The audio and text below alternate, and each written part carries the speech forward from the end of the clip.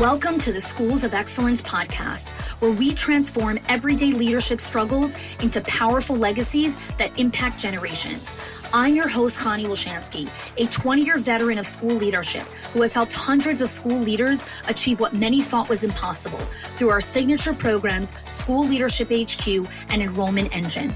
With our battle-tested frameworks and blueprints, leaders have achieved 90% parent retention, 50% less staff turnover, 15% improved profit margins, and increased enrollment by 25%. My mission is simple: to revolutionize school leadership by elevating the skills, the habits, and mindset of passionate leaders ready to create lasting change. Join me as we build your legacy of excellence, one transformative conversation at a time.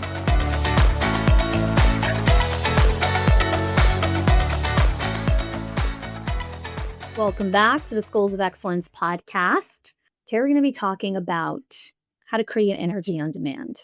So sometimes leadership still needs you, even when you're exhausted. You don't get to say, oh, I'm tired, I'm not going in today. You still have to smile at drop-off, still have to answer the parent email. Associations and licensing still call you.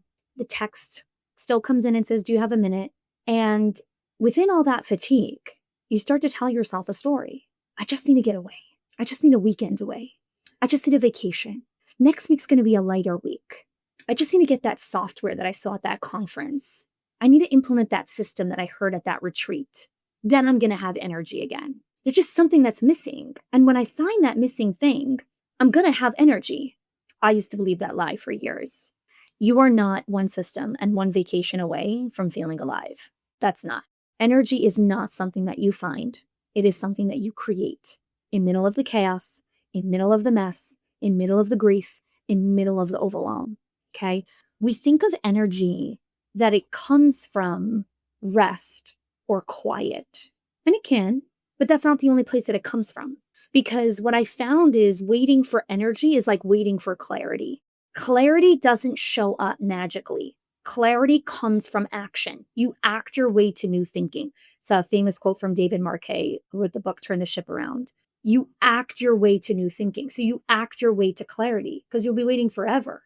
You need to learn how to create energy on demand, because when you work with children and when you've chosen a career path of working with humans, it means that you understand that there will be a constant low-level grade of chaos, of ambiguity, and uncertainty. That is what you signed up for. So the lie that you're waiting, that soon it's going to be quiet and still and easy and everything's going to run smooth. It's like, have you ever had a day like that yet? And I know that you haven't, but you believe the lie that one day it's coming. But quiet, a full day of quiet, is when you're dead, because that's when you're not surrounded by humans and people that love you and people that care about you and people that you want to show up for. Like, when's the quiet day? You don't want quiet. That's an illusion. You want relief. You want peace. You want safety. But you say, just everyone stop talking to me. Stop needing me. Stop making me make decisions. And so then you become exhausted. You're not exhausted because you didn't sleep. You're not exhausted that you just need a 30-minute nap. You're not exhausted because you didn't eat breakfast. All of those could be true, but that is not the theme of your exhaustion. About 2 years ago, when I was very much in the thick of writing the book and we were in a season of grief, my father-in-law just passed away. I was a couple months after my first miscarriage. And I came to Todd, and I write about this in my book, This Can't Be Normal. And I said, I am exhausted. I need to protect my energy. And Todd turned to me and he said, what if you don't need to protect your energy? What if you could create it? And I looked at him and said, that's absurd. I just told you that I'm exhausted. I need to protect my energy. And now you're telling me that I should create my energy. And I wrestled with this for a really long time, because what Todd had helped me recognize was that my entire identity at that point was around self-preservation, guarding, conserving, defending my warmth and my energy. I want to be a beacon of light in the world. I want my warmth. I want to be a lighthouse. And if I want to be that person, and I am that person, and if I want to continue to be that person, that means that I cannot operate from a place of preservation, guarding, conserving, defending. I have to be in a place of creation because that is aliveness. So some of the insight that I had after that conversation was I had been an emotional battery for every single person who interacted with me. For my husband who was walking through grief, for my team that was going through transitions, for my clients that were going through crises, for my kids that were navigating their own seasons of life, for my friends that were going through their things, for my community that was going through their stuff, for my parents that were navigating their things. I was the emotional battery that every single person plugged themselves into. That cracked me open. I needed to stop being an emotional battery for everyone, and I needed to learn how to really be my own generator. Now, pause this for a moment and sit with this experience, because I know that if you're listening to this podcast, you're probably experiencing something similar to this, where you are the emotional battery for the people that you love, the people that you care about, the people that you show up for.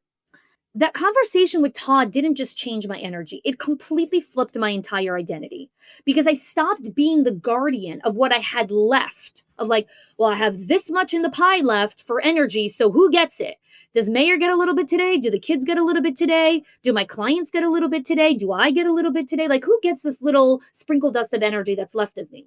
And instead, I was like, no, I am a beacon of light. I am the lighthouse, which means I create the energy. You are not exhausted because you are doing too much, even though you are doing too much. You are exhausted because you are holding too much. You are holding everyone's emotions, everyone's outcomes, everyone's anxieties, everyone's fear. That's not fatigue. That's overfunctioning, overholding. So how do you actually create energy on demand, right? And we do this extensively in School Leadership HQ when I work with clients one-on-one or in consults or in our membership, different ways that we work with school leaders. And so if you're interested in working with Schools of Excellence, click the link in the show notes. There's an application and we can have a conversation. So how do we actually create energy? So I want to talk about first the science of energy creation, because this is not just me talking about a personal experience or data from working with clients. This is backed by science, okay? There is a physiological activation of the body that leads to the mind, okay? So your body, if you move it and breathe into it, you change its chemistry, okay? So think about your morning walk, okay? If you walk to school, let's say, slouched and silent, if you walk into the building, right? I'm talking about like your morning walk into the building. So you walk into the building and you walk in like your head is down, your shoulders are slouched, you're silent, but not in a peaceful kind of silent, in a kind of like, nobody come near me kind of silent. The entire building is heavy, okay? But if you walk in and you take a breath and you roll your shoulders back and you open your eyes and you smile, you just change the entire weather system in your entire school. Something I was working on with my daughter, Hyla, she's in 5th grade. And we were talking about friendship and different things like that. And I said, the most popular girls in the school are the people who smile the most. And she's like, really? And I say, yeah, think about the girls that everyone likes. Why do people like them? Because they're happy. So your challenge is when you're in the hallway, anyone who you see, even if they're not in your class, you wave or smile at them. And she's like, oh, that's so awkward. I'm like, yep. And you'll live and you'll learn how to smile, because smiling is going to change something in you, which means it's going to bring something beautiful to the other person. And so again, like I was saying, how do you create energy? I'm going to walk you through some simple steps and some rhythms, but this is the science behind energy creation. Just a breath and the way that you hold your body immediately creates energy. Okay. Let's talk about cognitive framing. Okay. What you say shapes how you feel. Words create your experience. They create your reality. So your brain obeys the story that you tell it. So when you tell yourself, I can't deal with this today, your nervous system agrees. Okay, Chanie can't deal with this today. But if you say, okay, this is what's right in front of me, your brain will look for fuel instead of escape routes. So instead of saying, I'm exhausted, and now your body obeys and says, okay, I guess we're exhausted, I need to reorient my energy right now. Hey, school owners, I see you. You've built the team, you've trusted others with the work, and somehow it still feels like everything lands on your shoulders. And that weight is exhausting. What if you could stop carrying it all alone? What if you can finally see exactly where your leadership is getting stuck and what to do next? That's where the strategic leadership scorecard was made for. In just 2 minutes, it will give you a clear diagnosis in one of the core areas of leading a school: enrollment, financial health, staff culture, or parent engagement. You'll get practical steps and trusted resources to help you lighten your load and unlock real ownership in your team to be able to lead with confidence. You deserve this level of steadiness. So take the scorecard now so you can lead with clarity and know that your school runs on shared ownership, real standards, and rhythms of accountability. Shift in language produces a biochemical shift in your energy, right? You can say, what's one rhythm I can return to right now? How can I find some relief in this moment? I need a little bit of peace. Maybe go out and get some sunshine. As I tell my son, go touch grass. Okay. They're not just jokes. They're real. They completely shift the biochemical energy inside of you. Third component from a science component of energy creation is emotional containment. You got to stop the leaks. Energy drains not from doing, from holding. And I talk about this in my chapter on generosity in my book, This Can't Be Normal. And I explain how generosity and giving, when you're giving from the right place, it actually restores you, not depletes you. It restores you. Overholding is what keeps every single teachers crying, parent fears, team tensions inside your body. We need a rhythm of emotional containment so you can stop leaking everywhere, so you can contain what's going on. And I talk about that in my relational intelligence chapter, also in the book, This Can't Be Normal. And you can go get that. It'll be available for pre-order or for order, depending on when you listen to this episode. But learning these rhythms are powerful. So I'm going to go through some leadership application energy rhythms right now. Creating energy on demand is a rhythm. You create fuel instead of constantly chasing it through the next nap, rest, system, software, vacation, whatever. Okay? Simple morning rhythm. Okay? Before you walk into the building, take a breath. Check your shoulders. Are they glued to your ears, or can you release your shoulders? Check your eyes and your eyebrows. Are your eyebrows all pursed up like that? If you're watching the video version, you could see my eyebrows go up. Put on a smile. Not a fake smile. Actually smile and find something to be grateful for. My daughter Hyla, before she goes to sleep, she always asks me for a think about. And the think about is, what is something positive that she can think about as she falls asleep? So I always give her something beautiful that happened in her day that she could think about while she's falling asleep. My daughter Goldie, who's 13, told her, by the way, Hyla, a strategy that I use is when I fall asleep, I make sure to smile while I'm falling asleep. So once I'm laying in bed and I already finished my, bedtime prayer and all the stuff that I do, once my head hits the pillow, I make sure to smile because I end up falling asleep smiling. And when you fall asleep smiling, you end up having really good dreams. So again, beautiful rhythms that each of my daughters have created for themselves around creating peace and safety when they fall asleep. Goldie likes to smile falling asleep. Hyla likes to think about. That is their evening rhythm of falling asleep happy, right? When I talk about your morning rhythm of creating energy, create energy by showing up with joy, not perfection, not fake smiling. We're not doing performance. This isn't Hollywood. This is real life. A second rhythm, which is something that I stopped doing during that year and a half of grief because for whatever reason I was trying to protect myself, but really I wasn't. I let go of my transition rhythms. Transition rhythms inside of my calendar are non-negotiable. Between meetings, there must be pauses. I get up, I walk outside. I live in a gorgeous state.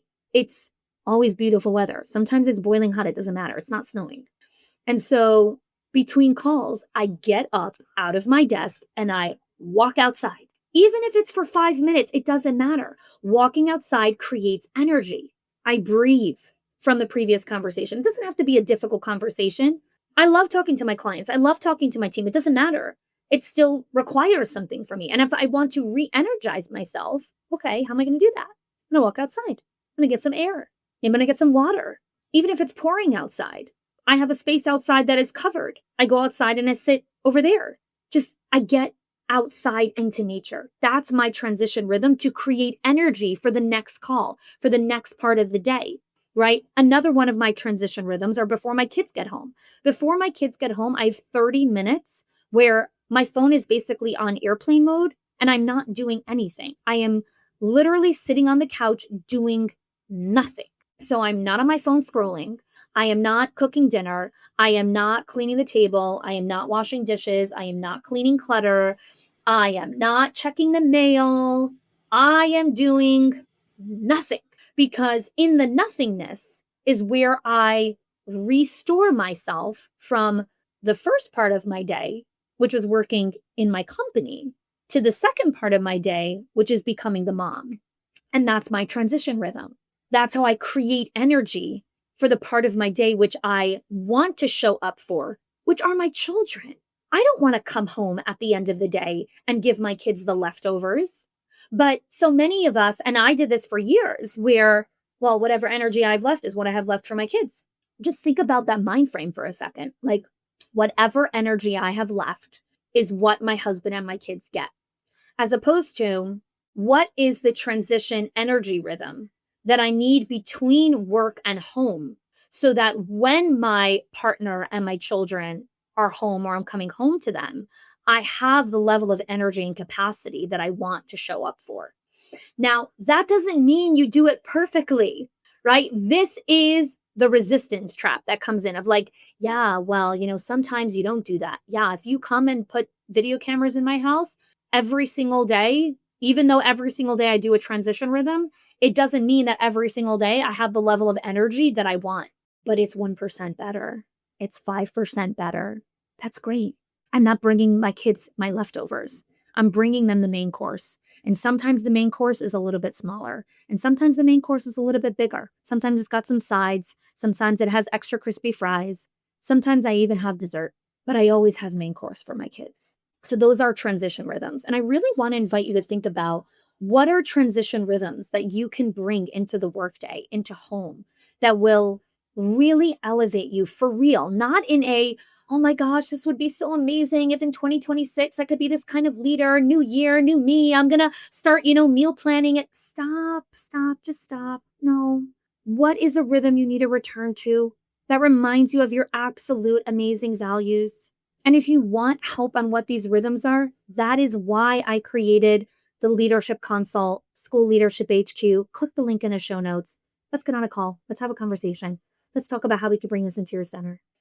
Another really great energy rhythm is the end of day rhythm. Okay. So we had a client who, for a really long time, when she would end the workday, she would end up staying for almost like an hour and a half after, just to like try to get back to baseline of just like, okay, now I could go home.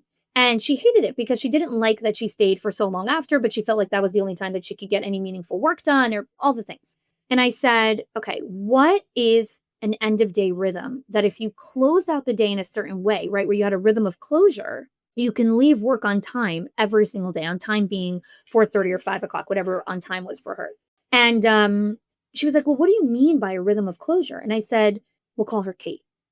And I said, Kate, do you believe that there is a time that you're going to wake up in the morning and you're going to have finished all your work and there's not going to be any work left? And she was quiet and she's like, no, there's always more work to do. And I said, exactly. So if there's always more work to do, then there's no such a thing as getting ahead. There's no such a thing as I stayed an extra hour and now I got ahead, because tomorrow there's still work. And so the end of day rhythm, the rhythm of closure, is you close your laptop, not because the work is finished, but because the day is. I'm going to say that again. You close your laptop, not because the work is finished. You close your laptop because the day is over. The work day is over. And so now we're done. And now I close the laptop.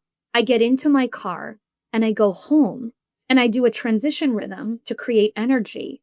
And then I walk into the house, not with fake energy, not with performative energy, with real energy, because I am genuinely excited to greet my spouse and my children. And I'm very excited to hear about their day and who they played with at recess and what they ate at lunch and who they sat next to and what secret their friend told them and what did the PE teacher do at recess today and how the carpal line did X, Y, and Z. And I'm excited to laugh. That's what the rhythm of closure is. I had a client and she used to end her nights, her rhythm, which she didn't realize was a rhythm, was she would end her nights scrolling through emails until about midnight. And I said, you think that rhythm of scrolling through emails till midnight, does that like add money into your bank account? Like, does that put money in your Roth IRA? Does that add money to your retirement account? Does that increase the profit of the organization? Does it increase your brand reputation? Does it impact your quality of the center or your reach or your parent engagement? It doesn't do any of that. Okay. So what if we built a rhythm of at 8 o'clock, you don't look at your phone anymore to respond to emails. You put a boundary in place that emails are done for today. And tomorrow you'll come back to your inbox. All those emails will still be there. They're not going to disappear. They'll all be there at 6 a.m. or 7 a.m. But at 8 o'clock, you're not looking at emails anymore. And it was really anxiety inducing for her. But I said, please test it for 10 days, 2 weeks. And she said, after 2 weeks, she messaged me and she said, for the first time in a long time, I was actually looking forward to opening my inbox and getting to work. Energy rhythms do not take away your time. They do not steal profit. They do not steal anything from you. They restore you and they create you. And they really convert chaos into incredible peace and calm. So leadership does still need you when you're exhausted, but you are not powerless in that moment of exhaustion. You can create energy through breath, through your posture, through presence, not by faking it, but by intentionally returning to that rhythm. Okay, guys, you don't need a longer weekend or a bigger team or more systems or another software. You need rhythms that restore you because you are not a battery pack to be drained out. Okay, you're a lighthouse. You're a beacon of energy, of clarity, of calm.